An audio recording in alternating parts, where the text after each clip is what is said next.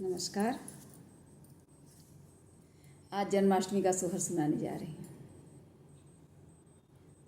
कहवा से आमई कंसा पापी बड़ा उत्पातिया हो, बहनी कहवा से आमई भगवान मुकुट सिर बांधनी हो।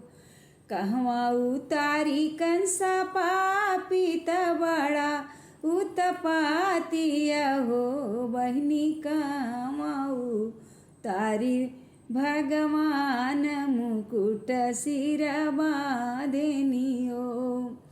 दुअरे उतारी कंसा पापी बड़ा उत्पातिया हो, बहनी आंगने उतारी भगवान मुकुट सिर बांधनी हो।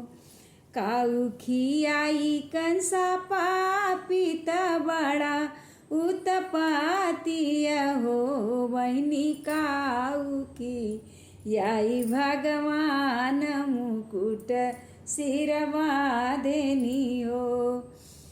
जहर खियाई कंसा पापी बड़ा उत्पातिया हो, बहनी माखन मिश्री खाई भगवान मुकुट सिर बांधनी हो।